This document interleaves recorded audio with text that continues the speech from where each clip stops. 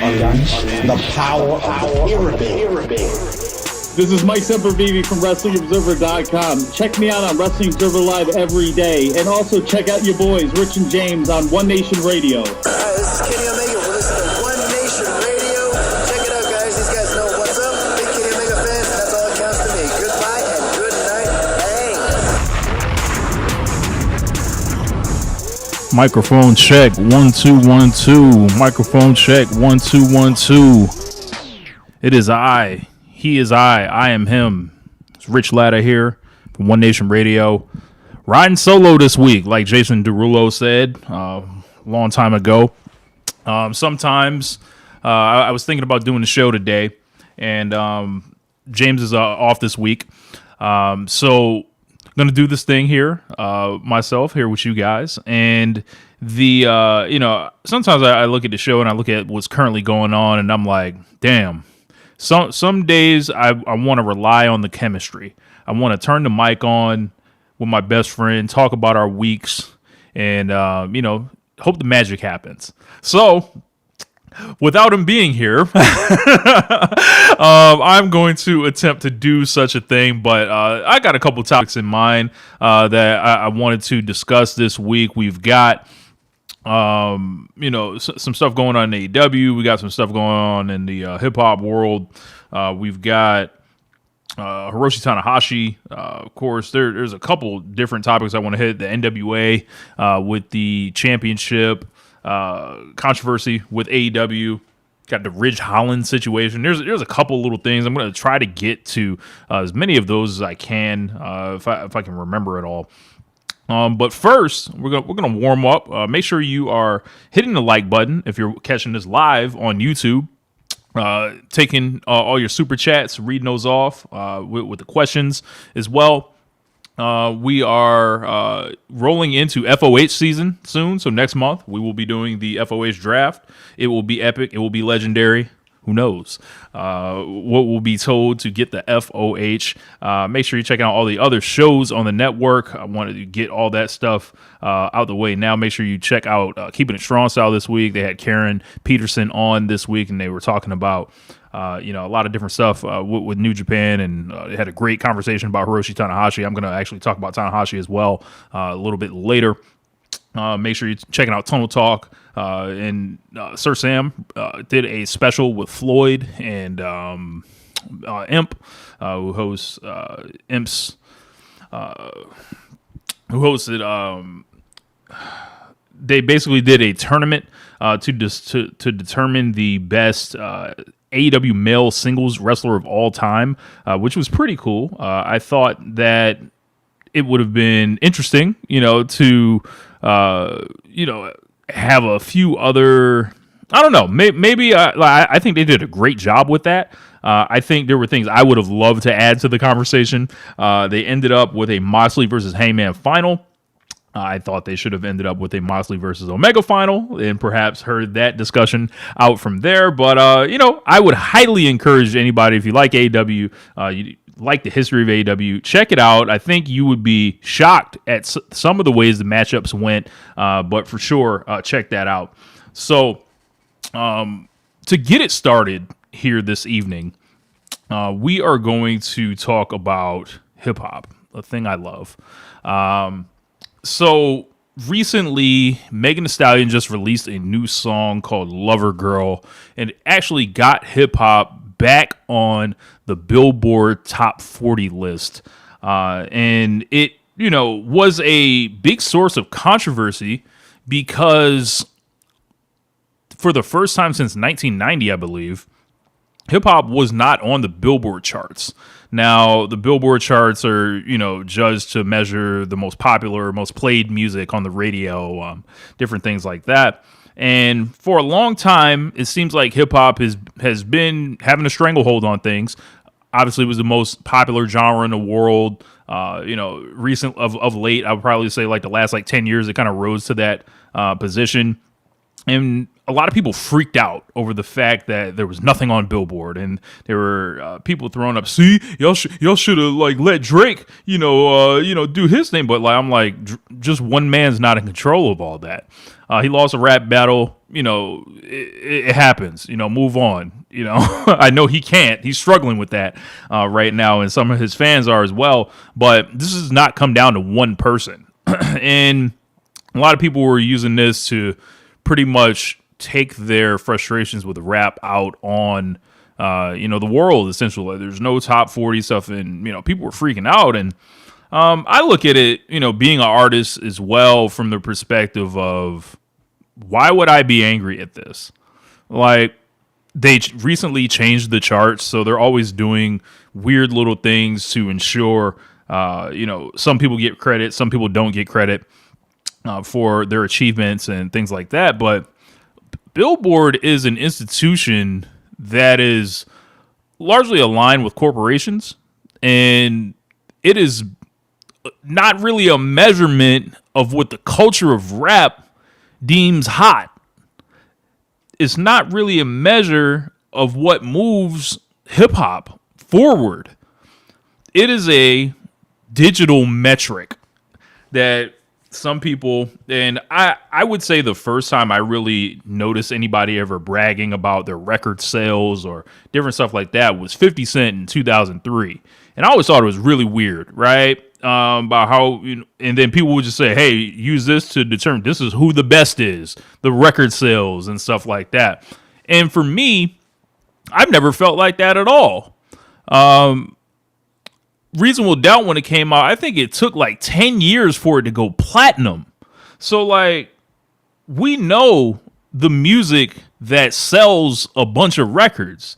Like, we know the music that was puffed up, like the very poppy things. And sometimes you'll get someone like a Juvenile who will sell 10 million records on their album, right? And they're not compromising nothing. But then you got Vanilla Ice and MC Hammer selling lots of records. So like, in my opinion, like the record sales and the Billboard stuff, that has never really meant anything to me. And I think this gives basically an even playing field again for people that are actually in the game, that have the ability to be on those Billboard charts. Me being an independent artist, I wasn't going to be on a Billboard chart, anytime soon anyway. So why would I care about who's on there, who's not on there? I think this is a good shake the baby moment, quote unquote. Like, hey, this all can go away. Right? This can turn into jazz. This can turn into rock. This can turn into a genre that people don't listen to in mass anymore, right? But in that, maybe the music gets more regional. Maybe the music has to break through in another way that isn't so top-down dependent. And I think, when you think about innovation, right? Even in sports, right? I don't think you ever really want innovation coming from the top down. Like, it just feels like it's being force fed to you. It feels like it's being pushed upon you. I feel like innovation works best from the bottom up. There needs to be something we don't know about that's cooking and then finds its way to us, rather than the corporation is feeding you your slop and ensuring that this is the rap music you hear. This is the rap music that you will end up desiring. And then just you letting radio programmers just control everything. If all that stuff is dismantled, perhaps we build a new world to live in as music enjoyers, as music listeners, as even musicians ourselves. So like, I'm not really tripping when it comes to that. I think this is, this is going to force some hard conversations. Are people really showing love to the genre right now? Are people, bringing the best of their creativity? And it's going to basically, like, if you take something away, and this has been the story of rap from the beginning. What did they do? They took away the instruments out of the schools. So we didn't have any instruments. So what did people do? They ended up creating a genre out of scratching records and isolating drums on songs and like, if you're gonna take away the instruments, we're gonna make our own instrument out of this record here, like out of this DJ thing.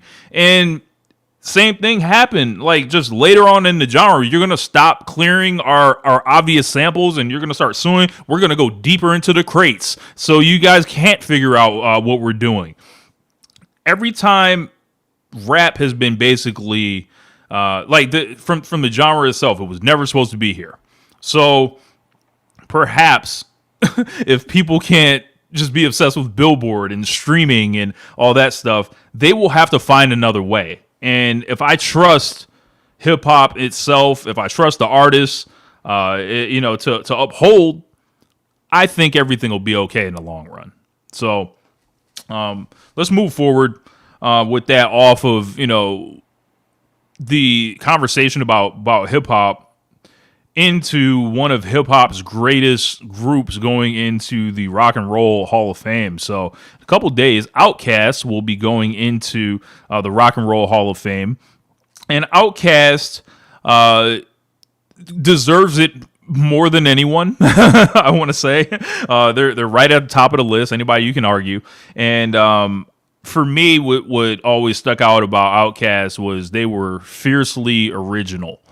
They didn't care where they came from, what they looked like. They weren't compromising. They were being themselves, whether it seemed weird to you at all when Andre 3000 started wearing turbans and everything else with the wear that he started wearing, further, or even what the music sounded like, stuff I didn't necessarily like Hey Ya, but that's a song that like resonates with people.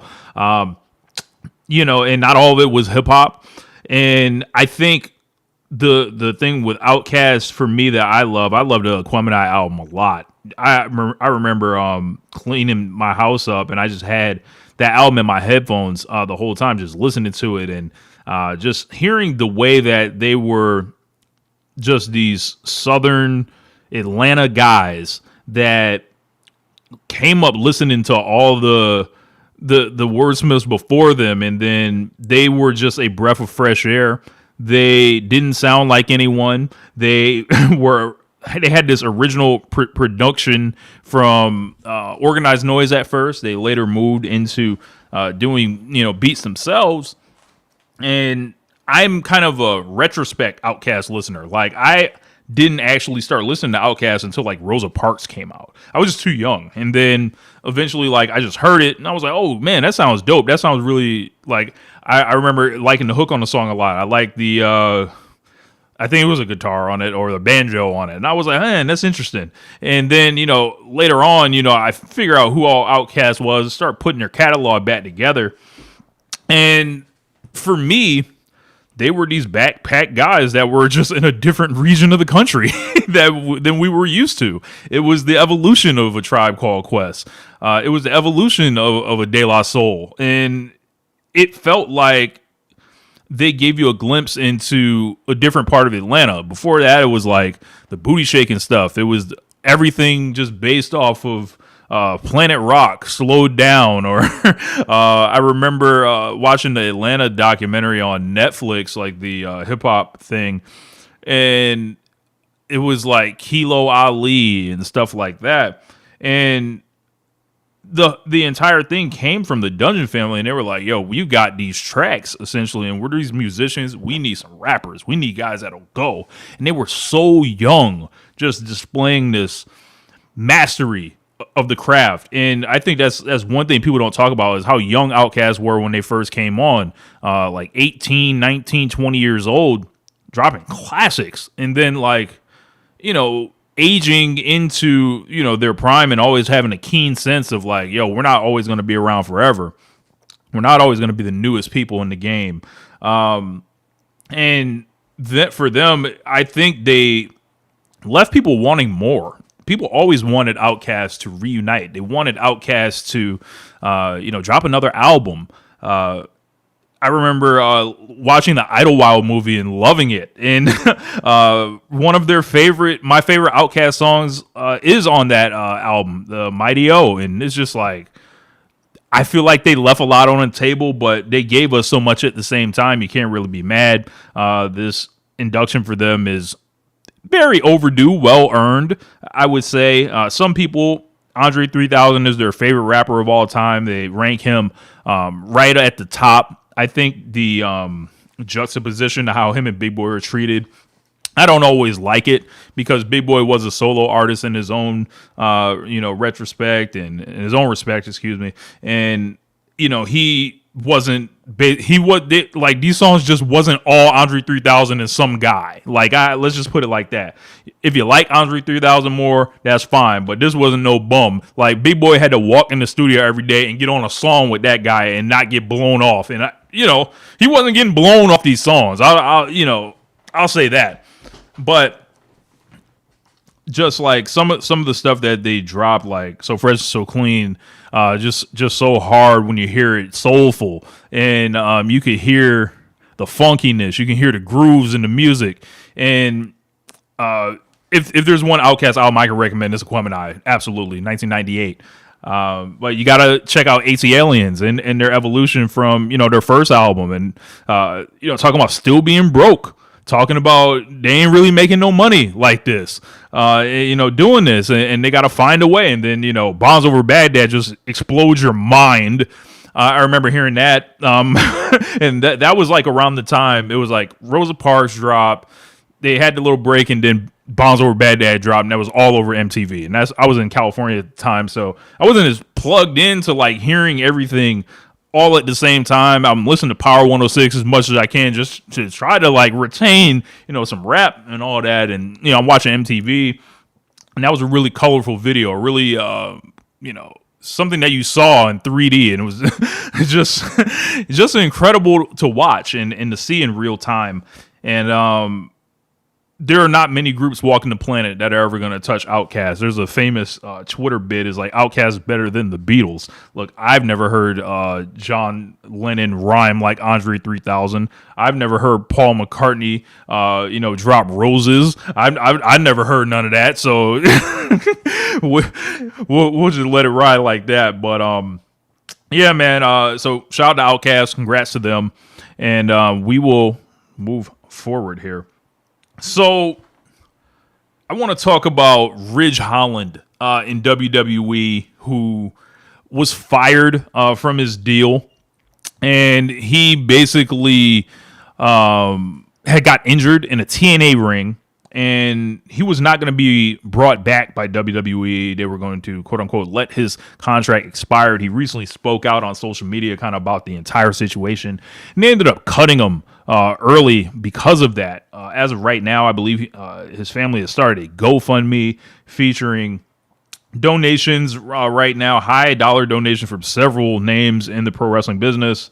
If you want to go find out, that's on y'all. I'm not going to just expose everyone's business, but Ridge Holland is a controversial character within wrestling fandom because of him dropping Big E and generally being this unsafe guy. There was one time I heard about where he dropped Johnny Gargano on his head, and Triple H came running out to the ring, my child, my son has been killed, and then Gargano got up.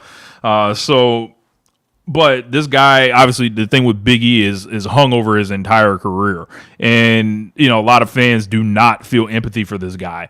And it is a sad thing to think about, just in the sense of all right, I don't think this guy, I believe he's not American. So I don't know about his visa situation. I don't know about, everything there. But for him to basically get fired now for speaking out against what his situation is right now, and he's not going to be able to work, earn money, and he's hurt. I believe WWE is paying for his rehab. Basically, they're doing all the things that a normal business to me would do to not get sued. But if I was advising Ridge Holland at this point, I think you gotta try to do something. You can throw a rock here at the throne. I'm going to pull up the last thing I kind of saw him post on social media, and Ridge Holland, I believe his real name is Luke Menzies. So it was just let's see. He says, I never thought I'd be able to pay my mortgage or not be able to pay my mortgage. I feel like I've been hung out to dry after getting injured for working for another company on behalf of WWE. Add to that my contract not being renewed, knowing that I wouldn't be able to wrestle for 7 months. This is brutal. Yes, they are taking care of the surgery and physical therapy, but let's be honest, that's the bare minimum after what we sacrificed for the company. Plus the possibility of having to get my neck fused too. Talk about getting totally fucked. Graphic language from this guy. And he's putting out his booking information right now.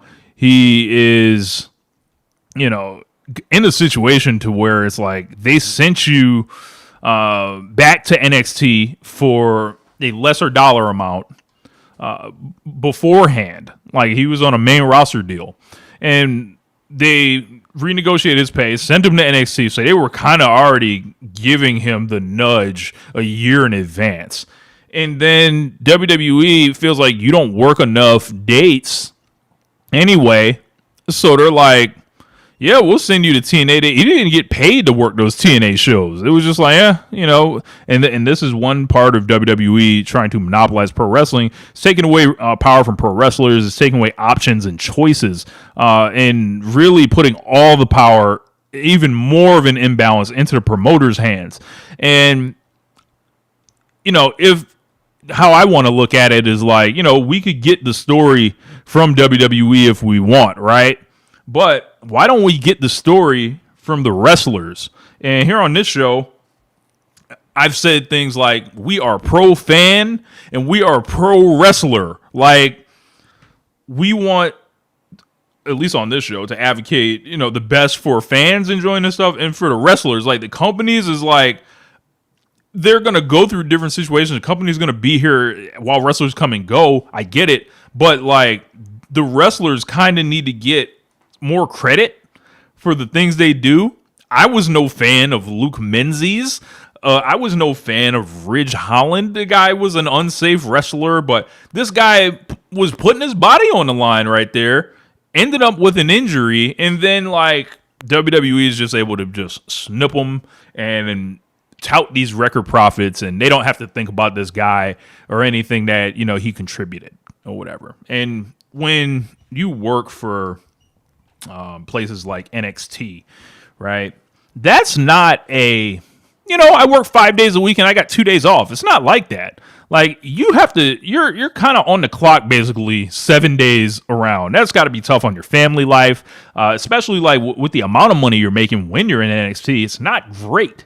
And I think this whole situation is very nasty, and it is unfortunate that this guy is just he's a drop in the bucket, honestly. Like this isn't going to be the last wrestler that has a situation like this.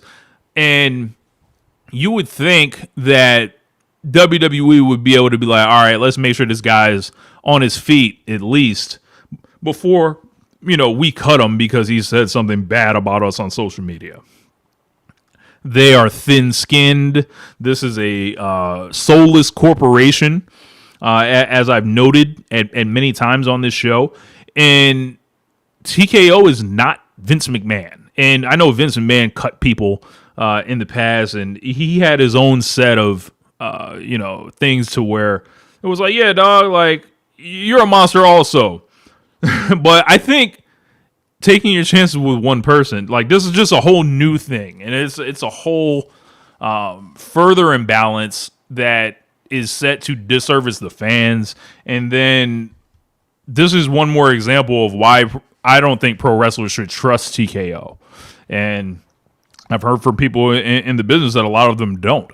And for me, this is a huge point. Like this is a glaring example. If you're Tony Khan, like, oh, don't do this. Like they had that situation with Anthony Henry that a lot of people got on them about, and they ended up bringing Anthony Henry back.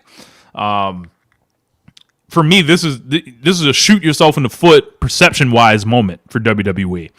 And at the end of the day, they're going to look at it. It's Ridge Holland. It's a guy that is a rounding error essentially in their finances. Right? They're not going to have to worry about this, but it's going to add up. And the thing to always remember is not what happens to the wrestlers you don't care about. The wrestlers that you do care about are not exempt from this stuff. So I would keep that in mind. And whatever you thought of Ridge's work, that's not really the point of contention here. This is like, yo, could they be like, we know the type of company they are. We know their their political leanings. We know all this stuff. But man, if you want to take an easy win, how about just like ensure a guy is back on his feet before cutting him? Like, but they don't even want the easy wins there. So they just want the dollar, and then they want the absolute control and power. So whatever happens to Luke Menzies, I don't know if we'll ever see him, on Big Pro Wrestling again. Maybe TNA is interested. I don't know. But even that, TNA, like they're going to have to clear it with WWE to see if they're okay with doing that. So it gets even nastier before you do this stuff. So it's interesting, man. Like Anwar Star, when WWE was evil before the TKO link up, they only leveled up. Yes, they did. And it for me felt like, damn, like I don't think anybody's gonna go to bat for this guy. So, he's gonna get out the mud. If he's meant to make it, if he's meant to bounce back, he will. And best wishes to him in his recovery. And I think somebody should interview this guy and get his perspective on this stuff, and not be so desperate to carry the water for WWE or take their word for everything that happened.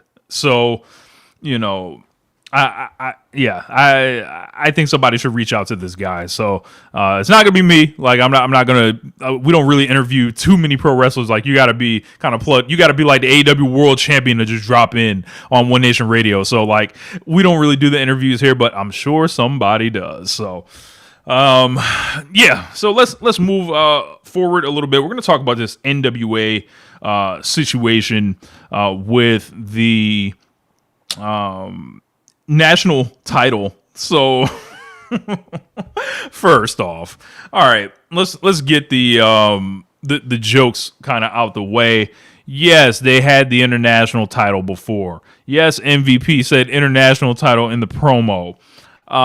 Yes, this is a belt. We were like, what is the point of this belt? For me, I don't really care about how many belts they have because I like championships. I think that the only detraction with championship belts is the thing people don't really notice or talk about is you put belts on people that like you start inventing more belts to put them in their own universes so they don't have to lose.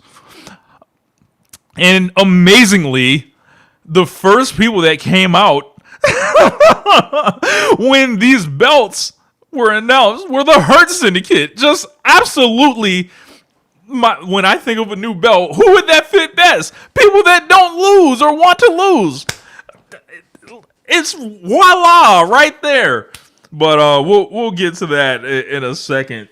This thing sparked a whole entire controversy because AEW obviously had the international title, unified it with the unified, and then it's been on Okada, and then they pulled this belt out. When I first heard the idea of it, I was like, oh, it's their version of the SWA championship from Stardom. This might be the one that they actually let people win. So this belt, it will be contested in AEW, New Japan, CMLL, Rev Pro, different stuff like that. So it basically like in the press release, like they said the national championship was once a top prize in Georgia Championship Wrestling, one of the top wrestling promotions in the entire country. The title hasn't been seen on TBS since 1986 when it was retired after being unified with the United States Championship.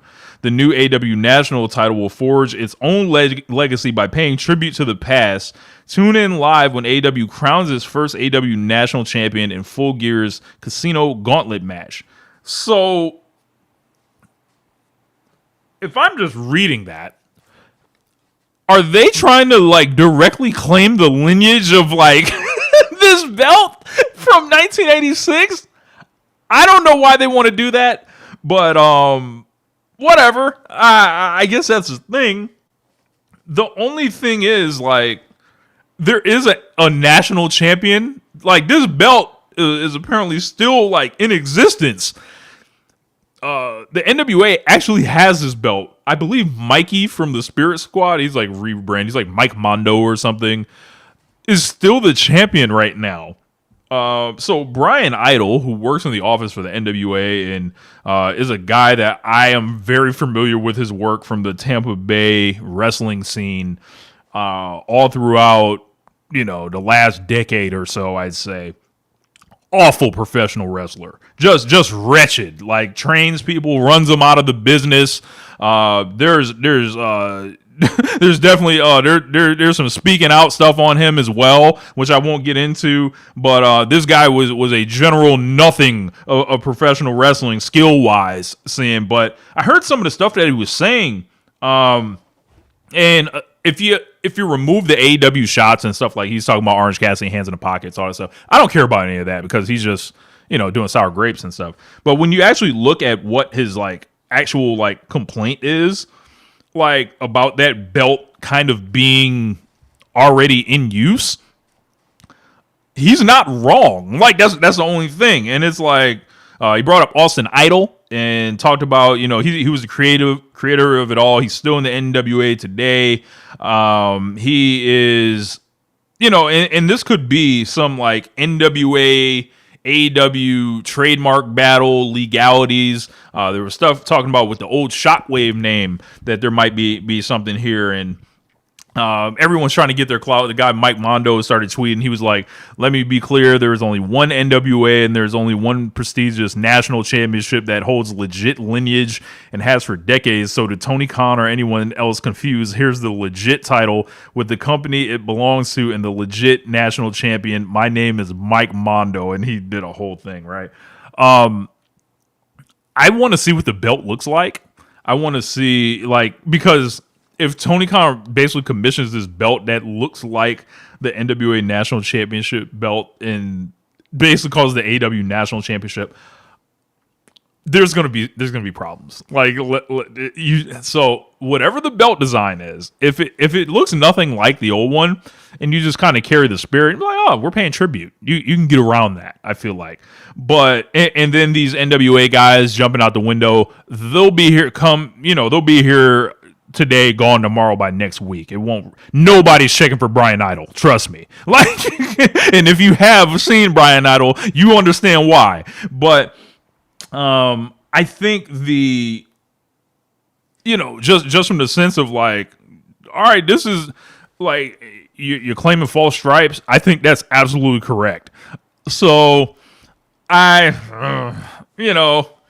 you're always going to get conversations about whether there are too many belts in the company. And funny, only one company ever gets this conversation. Like, they still don't have as many belts as WWE. They have programming to fill. They have egos to satisfy. Unfortunately, I know is kind of stupid as that sounds. But when these belts are created, they're created to put people in their own kind of universes and tiers and rankings. Like, they created the Continental Belt in the first place for Okada.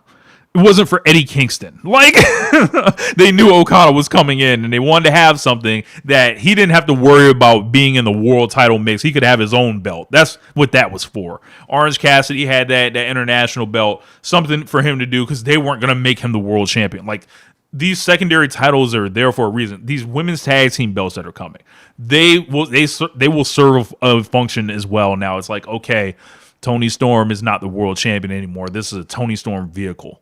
And what it may become from there, I don't know. But all these belts have these functions. They tell you one thing what they are in public, but in private, in the booking room, it's an entirely different story. I think that whatever happens with the AEW national title and the NWA thing, I don't think anyone's going to watch the NWA in light of this. I don't think aiming at Tony Khan on Twitter and just crashing out and trying to get ringside news to cover your case, you might strike a chord with some anti-AEW people who hate everything, but I don't think they're gonna actually like gravitate to you. That's just my thing, Brian Idol. So I'd perhaps reconsider that. Some more Brian Idol stuff. So we'll get into some tweets. Let's read them. He says, the smart marks say the NWA sucks. No one is watching. The smart mark fed. We're going to have the NWA national tournament. What the fuck? There is only one NWA. Don't be fooled by the imitators. Stick to hands in the pocket wrestling. That's what you did. That was original. We are now at the point where 2 televised wrestling promotions have resorted to using the NWA for relevance in the same week. Could it be that, as usual, we are winning way more than anyone gives us credit for? We are only getting started. The NWA has so much more to show you. He says, Tony, this is beneath you. Stick to what made you famous. Small, weird, hands-in-the-pocket wrestlers and other local VFW guys that you put in main events. Stop being petty, bro. Austin Idol is the first ever national champion and basically the creator of it all, and he was still active in the NWA. Dude is Richie Rich, and it's not enough. He's bought his way in. He's got to steal legacies. Unreal. I don't give a shit about bridge burning or whatever people say. I am 100% the NWA, and I'll never stand for anybody trying to steal from us or do us dirty. I would show up in person and defend this honor against all consequences, anywhere, any place, any time. I gotta say, Brian Idol's not the biggest guy. I don't know who he's, trying to do that with. So, I don't know. I wouldn't really take him too seriously. I think that I'm looking at this, man, and it's like,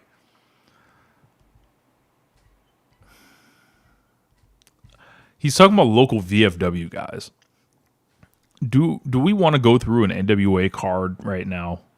Do they really want us to like start peeling like the layers back on what that roster looks like? We remember they were pushing Tyrus as the world champion last year, right? That happened, right? Like, not even worth it.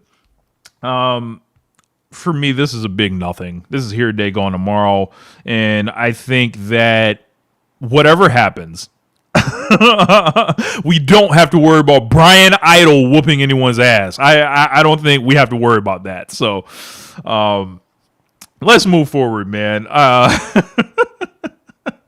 So Hiroshi Tanahashi will be retiring at the Tokyo Dome on January 4th. Ironically, when this news broke of his retirement, I was doing a solo show last year as well, and basically said I'd kick the can down the road on talking about Hiroshi Tanahashi in a general sense. They have sold, I want to say, 31,000 tickets so far. Right now, this is on track to be the biggest Tokyo Dome in years. Or some people, depending on who's in the main event, think this thing could actually get to the old school sellouts that they had in the 90s. Those Anoki numbers, which may or may not be fudged. I think that the thought, this is insane. Maybe Brian Idol is Tanahashi's last opponent. This is absurd, Dan. But Tanahashi, they are hiding Hiroshi Tanahashi's last opponent like Drake was hiding that child so far, and I think there's great reason for this. And as I listened to Keeping It Strong Style this week, and I've talked to people, just like they've talked to people, and I felt like this whole thing is just coming down at this point to politics. And I think there's an idea that some of the fans want. I think the fans want to see Shinsuke Nakamura. I said that I would talk about my feelings on Nakamura at a later time. It is now the later time. I don't care to see Nakamura in it. I think that match would suck. And people were like, it's not about the match quality. It kind of is a little bit. I'd like to see a good match. I'd like to see somebody there, have something good with Tanahashi, who's basically went crazy this year to varying qualities. Some of the stuff has been good. Some of the stuff has been, brother, it's time to lay it down. But, for his last one, I think there are too many thorns that come with the idea of Nakamura. There are too many strings attached to working with the WWE. And I would think about it like, if you're putting someone from WWE in there in the main event, right? And you just think of the political stuff on that. One, what's coming with that? Two, what is your relationship with AEW like right now? Who has the IWGP champion right now, being Konosuke Takeshita? They booked Tsuji and Takeshita now for the Dome double title match. We'll get there in a second. And in theory, you would have them like underneath Tanahashi. And I don't know, if it was me and I was Tony, I'd be understandably upset at the idea of them trying to work with WWE while WWE does all this anti-competitive stuff to them, the intense counter programming, and generally tries to ensure they're not in business, one way or another. So I think the idea of Nakamura, when it was described as a pipe dream by SRS, I think that's very accurate. I think a lot of people were just thinking about, the last time Hiroshi Tanahashi and Nakamura wrestled the 2015 G1 Finals, thinking about their history with each other back since 2005 in the Tokyo Dome. And would it be nice in a perfect world? Yes. But how many times must it be demonstrated we are not in a perfect world? I don't know. So the ideas of Okada's opponents or Tanahashi's opponents for me would really come down to three people in that case. It would be like, it can't be anybody that's in New Japan right now. He's wrestled everybody. Like what would he do that for? So actually, I'll give you a fourth one just to be funny. So number one, Kenny Omega. That would satisfy having a big star, Western interest, draw, great match. Anything you want to add on there, he can do it. That's just one idea. The other one, to be funny, Keiji Muto on back, baby. There's a big show happening. Can slap his name on a big number, even though he didn't have anything to do with it. He can say he took it over the top. He already retired. He doesn't care. He already wrestled since the retirement. He did that 2-for-1. And the biggest match Hiroshi Tanahashi ever had in his career was against Keiji Muto, and basically taking the ace hood from him. Then there's Tetsuya Naito, who's just hanging out, out in the world, essentially. Hasn't wrestled beyond a couple dates, I think, in the UK. Would immediately boost this. I think Tanahashi and Naito would be a nice way to kind of close Tanahashi's era. And then, who else? The Rainmaker, Kazuchika Okada. Okada and Tanahashi, for me, they closed that chapter, with that match they did at New Beginning. We've seen all their great battles of the past. I think people would be disappointed to an extent that it would be Okada and Tanahashi. But man, I don't know. There could be a lot worse things than having like the last match be like one of the greatest in-ring rivalries ever, perhaps the greatest in-ring rivalry ever. I don't know. For me, as long as they do justice to Hiroshi Tanahashi's legacy, they make it a beautiful moment. I'm not really caught up on who the opponent is, right? I just think with each different opponent comes different reactions. I think the Nakamura thing would be nasty on several levels, and that's putting out evil in the world that you don't want for the sake of something. It's like, all right, we're going to give you the thing, right? But there's a lot that comes with it. I think the safest option would be Kenny Omega, right? But Kazuchika Okada, very easy to slot in that because like he's owned Tanahashi his entire, legacy. So got a question of Mavs fan. So he's saying, does Tana go out on his back or does he go out with a win? I feel like Hiroshi Tanahashi would lose. No reason to really put him over. I don't think it's not like there's a. For me, this is a different situation than like Sting and like the Young Bucks. The whole thing was like Sting has been invincible this entire time, and it didn't hurt the Bucks at all to lose. It was probably one of the matches of their careers, honestly. Like that's like when we think about them, it's like, man, look what they did for Sting. I think Tanahashi is a different case. He's not presented as, completely unbeatable. I think Tanahashi thrives on emotional situations. What better way to get like the emotions really flowing than beating them and then Tanahashi crying in front of the crowd? Like this is gonna be more crying than Ric Flair. I hope everybody's ready. I am concerned about a Naito match quality wise. I would say that. I think that might stink, but maybe one night only he can turn it on. But yeah, like for me, it feels like a political minefield, and I don't really condone on getting in bed with the Fed under any circumstances, just because like bad things will happen. Like it's just, and I know the common argument there would be, well, if you're a New Japan fan, like there are many of them that feel that being with AEW, has not been something they've enjoyed, and the little brothering, and even having the IWGP champion be from AEW now. Look, it's AEW or it's the Fed. You pick. You decide. So, yeah, like this thing has already sold a lot of tickets anyway. I don't think they're necessarily leaving money on the table by picking one guy over the other.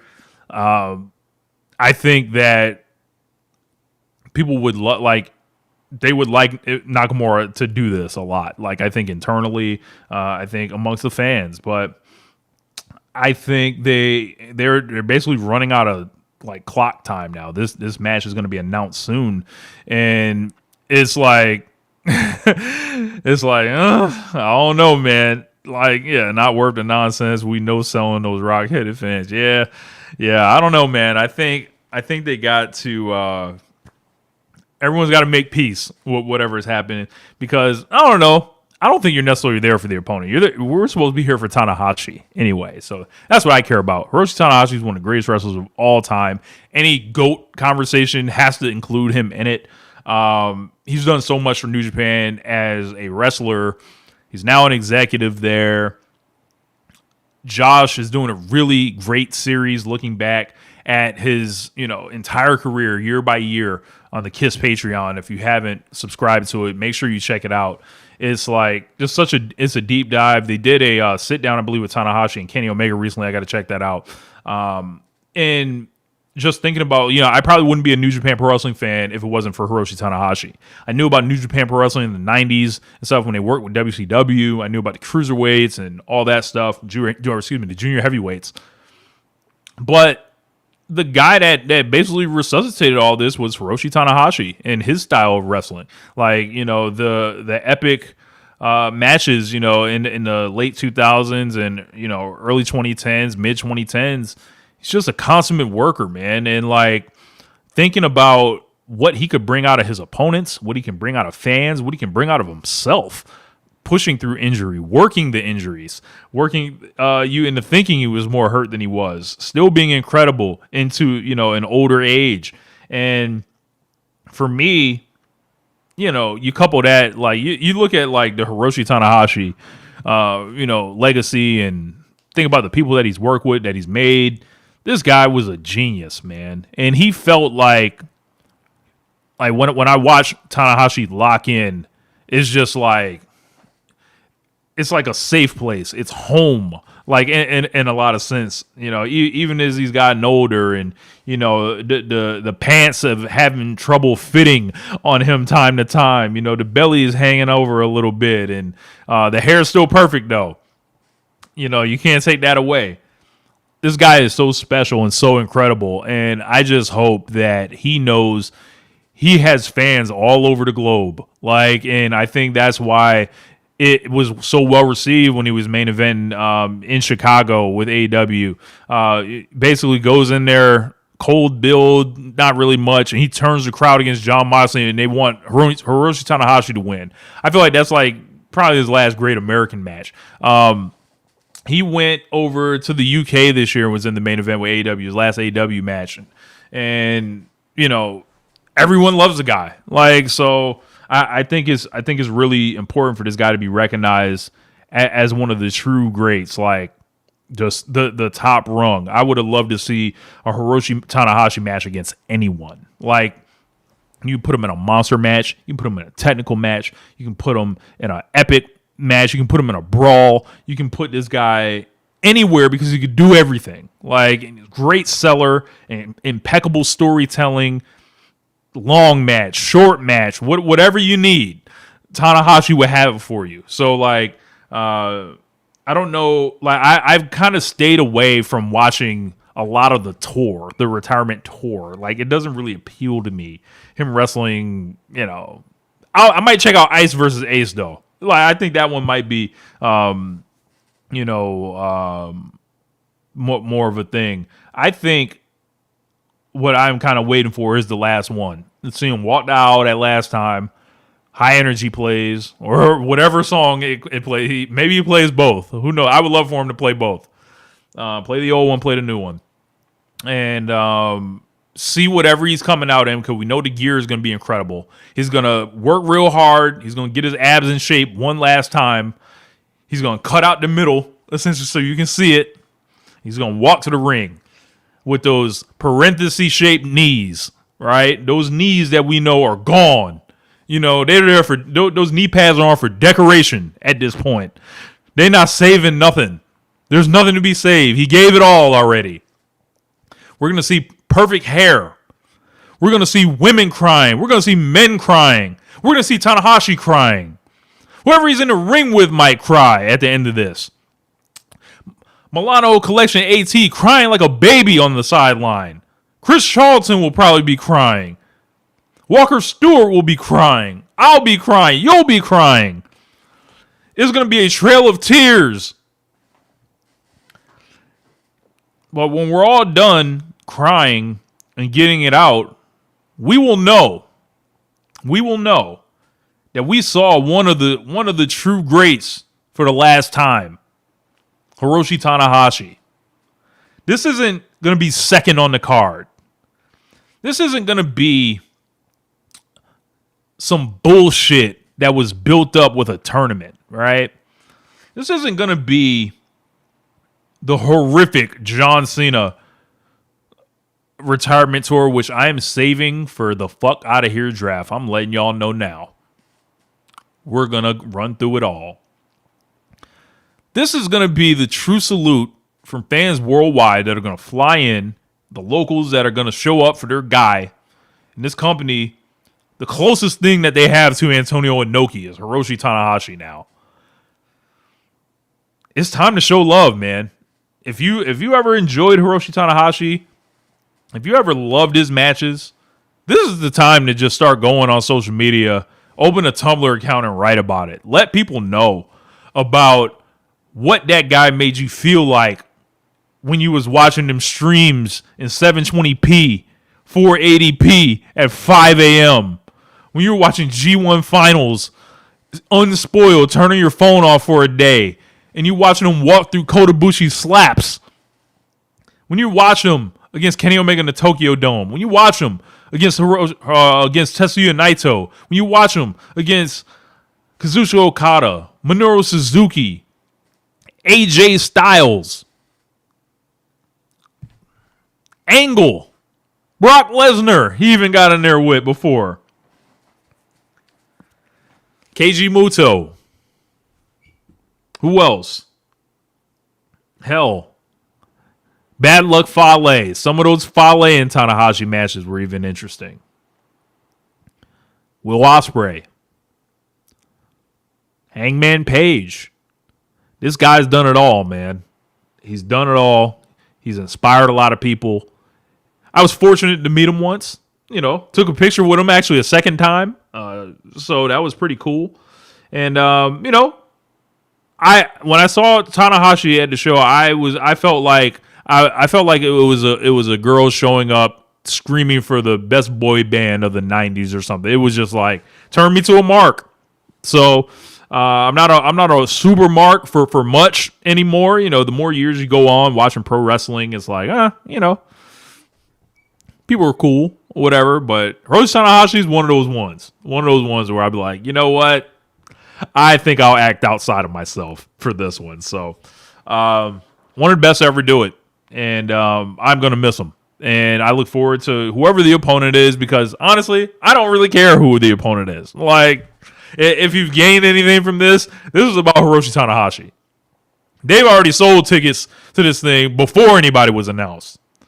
So whoever it is, come on in, make magic with days.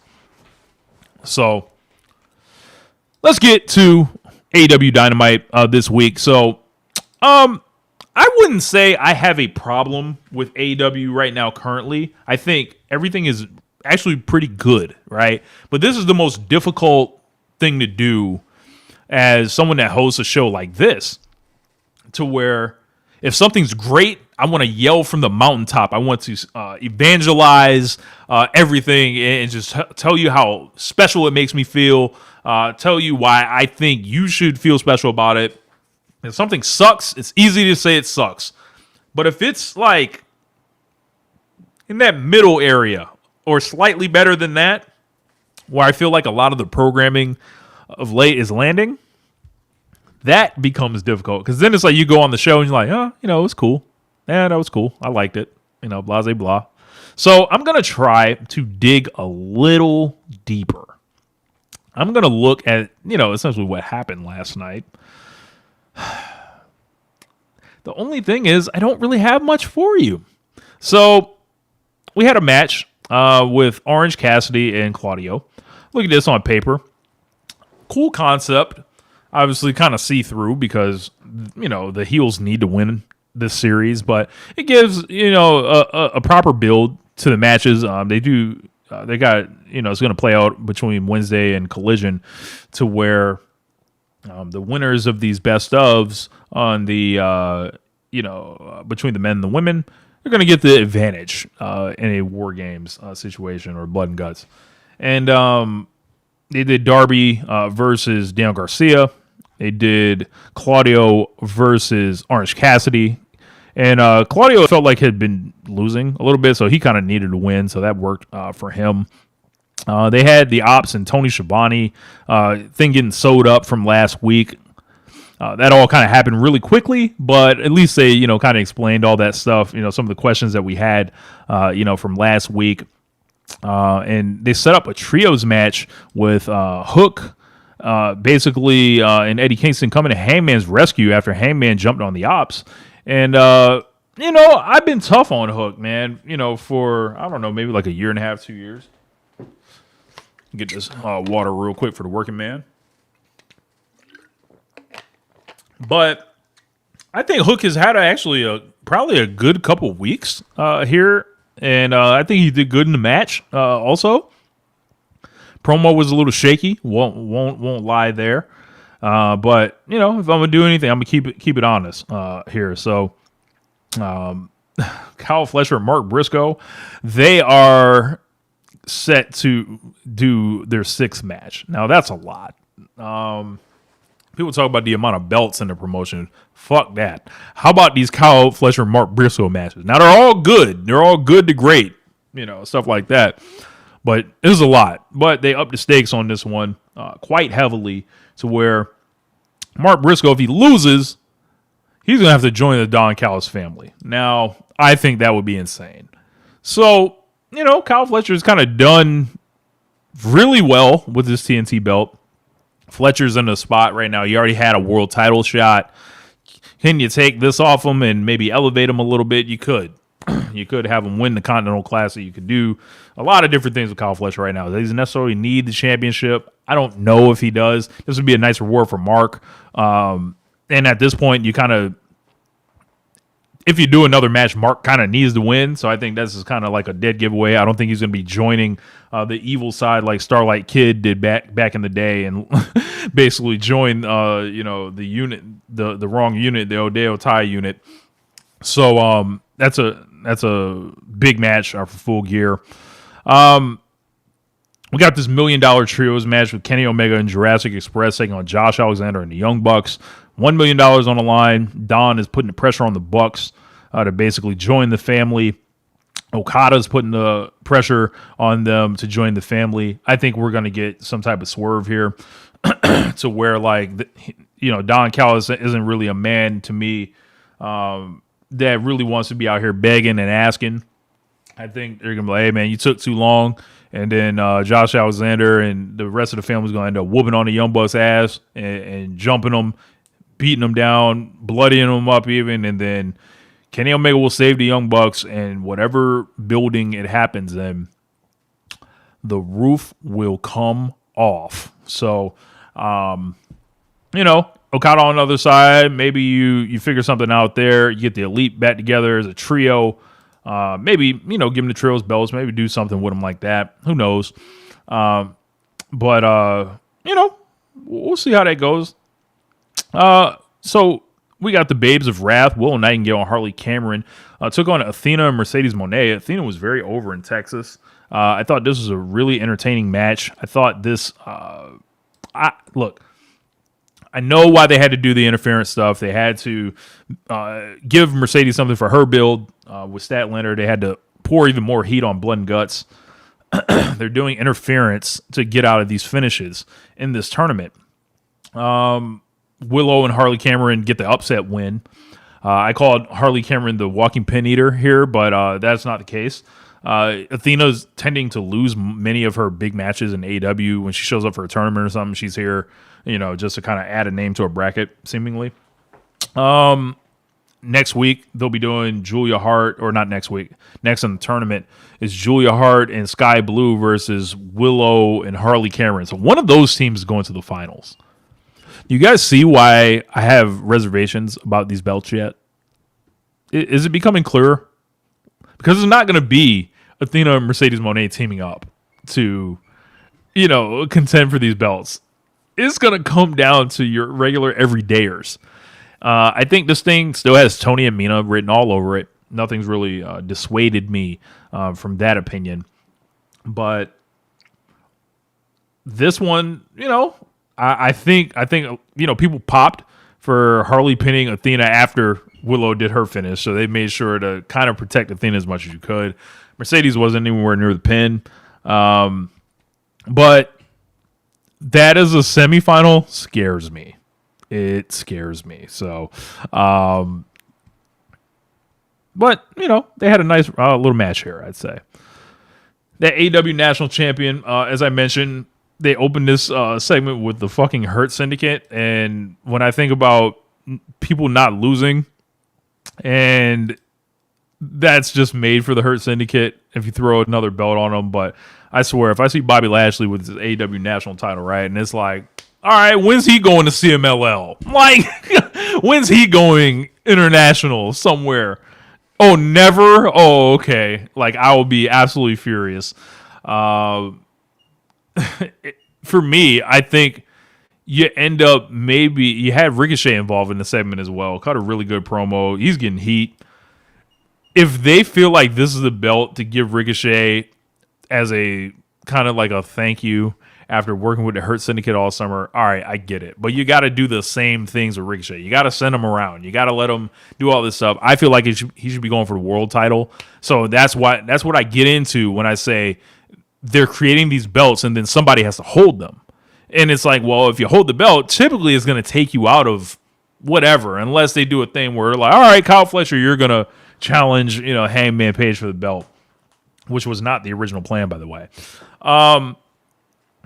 I think that the concept, it works, on paper, but so many times these belts don't end up being what they are billed as across like multiple companies. Like, you can have your advantages or whatever, but I don't know.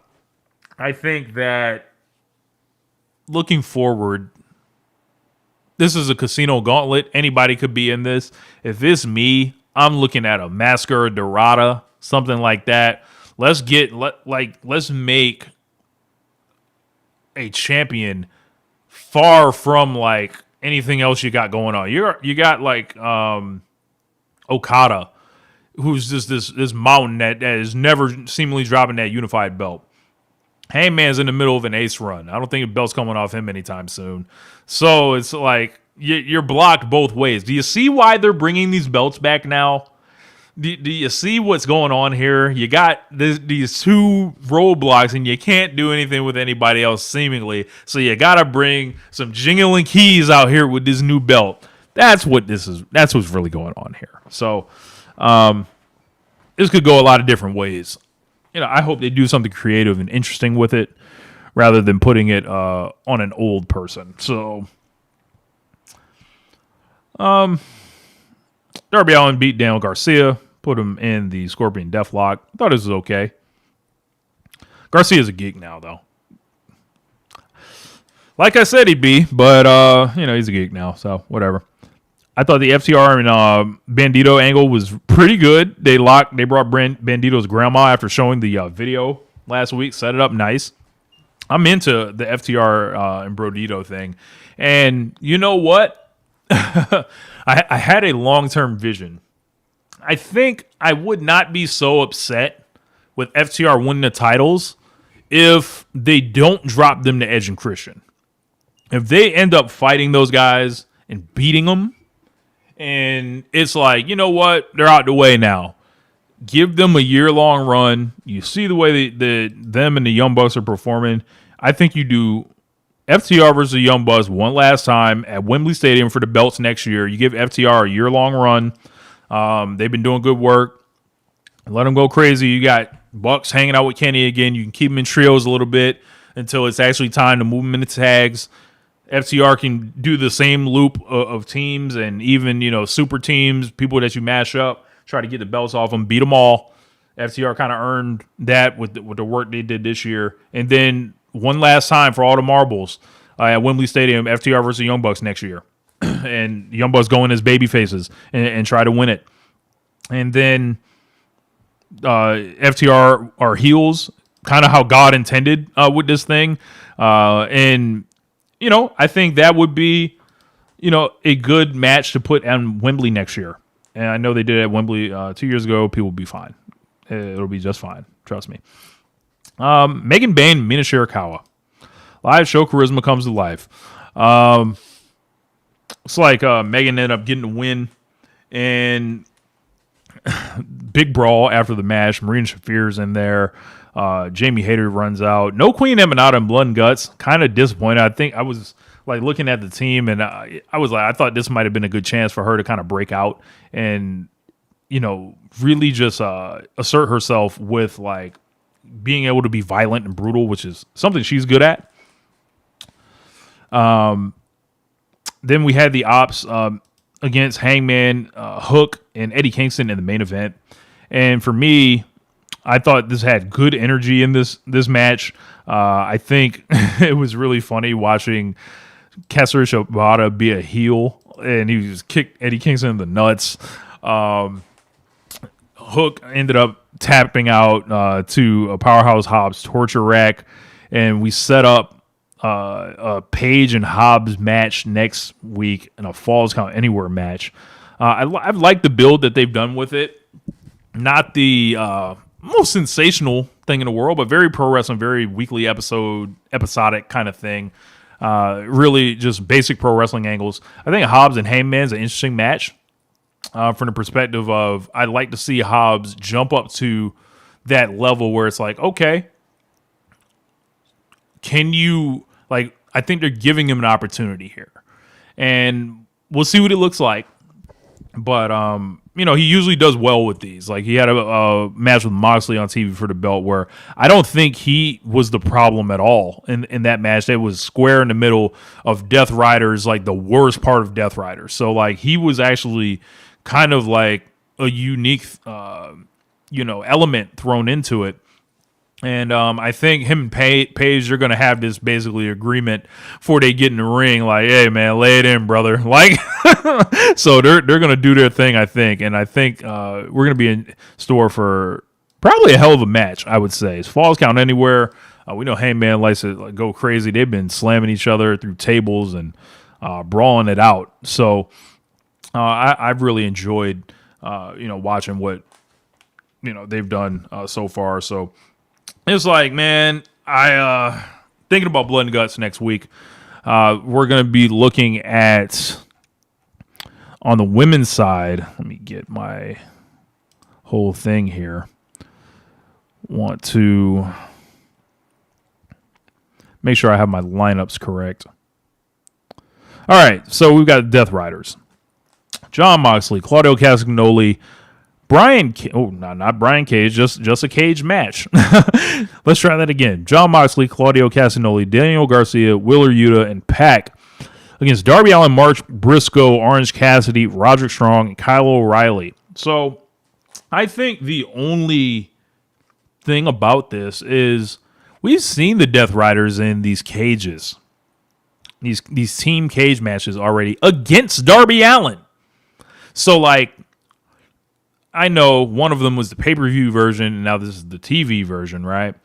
And the pay-per-view version had a lot more star power with Will Ospreay, Kenny Omega, Hiroshi Tanahashi, Kota Ibushi. And it's just a lesser, with the conglomeration guys. To be fair, you've done a good job with getting people to care about Roddy, Kyle O'Reilly the last couple weeks. People are always going to care about Mark Briscoe and Orange Cassidy to a degree. Feels samey, though. Before they get to the Blood and Guts, it's like, all right, man, what spot are they going to do now? What, like, I was wondering what they would do for the I Quit match on pay-per-view, and then they pulled out the tank. So maybe they've got something in store. But, like, a lot of the Blood and Guts stuff doesn't really move me anymore. I've seen so many of them. I feel like I've seen so many in the time. Like, I remember when it was like, hey, man, bring War Games matches back. Between WWE, NXT, and AEW, brother, there must have been like 20 of these things now. They're typically very hard to distinguish from each other unless they try stupid shit like starting the baby faces with the advantage. That's the only thing that really fucks these things up even more. So there's like a baseline to these things. And some of them, are better remembered than others. But it feels like they should cut back on these. It feels like, and I know that it's an attraction at this point, so you got to build it in. But part of me thinks this is, they're fucking with Survivor Series a little bit because they're going to do their shit a couple weeks before Survivor Series. So whatever. WWE's given it to AEW enough on that regard. But I think that with these, and I'll read the women's lineup, we got Mercedes Moné, Megan Bayne, Marina Shafir, and the Triangle of Madness against Chris Statlander, Toni Storm, Willow Nightingale, Jamie Hayter, and Harley Cameron. So the women's one, like, actually had like a build that would have fit without waiting until November. It seems like this should have happened earlier this year. Mercedes, is she going to run the blade? Does she love the business? It's up to you, Mercedes. Show me something. I think if she wants to prove a point, which she just might do it. For me, this feels very exhibition-y. We've got the goodies and the baddies on each side, and I don't really feel the heat. I don't feel the hate. It's just, these are all the top stars going at it here. So it feels like a much more kind of cohesive. It feels like a cohesive kind of through line story on the men's side that we've kind of seen and it's been there before. And this one feels kind of all-star exhibitionist. When I think the women actually had the more compelling thing, it should have just happened earlier. So I think that's like, the main issue that I have kind of there with Blood and Guts. And, you look at the ticket sales on these things, and these things haven't knocked the doors off. And I think that apathy and having seen these things kind of sets in. And maybe they didn't do a great job with the build of all this. So it's going to be interesting to see how it comes off on TV, of course. You're doing 2 of these. It's going to be an extended show. 2.5 hour show. And two of them back to back on a TV show is going to be interesting to sit through. I would imagine the women's one is going to open. They're going to do the guys later. But I think I'm going to bet with the women having the better match because I think they're going to have much more to prove. I think they, every time, the women do no DQ matches in this company historically, they ring off at, a bigger level for whatever reason. We've seen Willow Nightingale and Chris Statlander in these kind of matches. We've seen Toni Storm in a street fight. We've seen what Sky Blue is willing to do, even in one of these. We've seen, I believe Megan Baines up for anything. Mina Shirakawa, I think some people are wondering what she will do in this match. She will get bust open for the love of the game. Trust me. Worry about nothing there. Harley Cameron's going to be a funny one to see, so let's see. They've got a chance, and I think Tekla's going to come to ball too. So, if it was me, maybe you start this thing with either Mercedes or Tekla to work it for the heel side, and let them kind of general the match. I probably would go with Tekla, and let her kind of anchor. No, because then you got to bring Mercedes in. Maybe you start with Mercedes. You do Mercedes and Toni Storm. They're like two big stars, and they can anchor the whole segment. Or Mercedes and Willow, one of the two, I think will work best. And then you save Statlander as the final person on the women's side, and you just intertwine all your stories there. And for some reason, I think there's so much variety within the women's match. I think they're really going to outdo the guys here. So I'm going on record saying it, and let's see if it happens. So, yeah, man. So like someone says, you got to do something. Let's see. One Up versus CPU says you got to do something special for Blood and Guts to feel crazier than a Hangman Swerve match. Oh, good luck. Good luck with that. Curry Goat, Mercedes Monet might not blade, but Mercedes Muppet will. Wow, yeah, that's the Muppet. If the puppy gets in the cage, that's gonna make for some good discourse there. So, yeah. Anyway, I think that's gonna wrap it up this week for One Nation Radio. I appreciate you guys rocking with me here on this solo journey this evening. Make sure you are supporting the Soul Suplex Podcast Network in any way you can, whether it's via super chats, via comments, likes, subscribe, shares. Make sure you're checking out all the other shows on the network: Wrestling Art with Chris Things, Keeping It Strong Style, Imps, AEW Adventure, Tunnel Talk, Trish and Sarah Podcast, and All Things Elite. I'm Rich. I'm up out of here. Peace.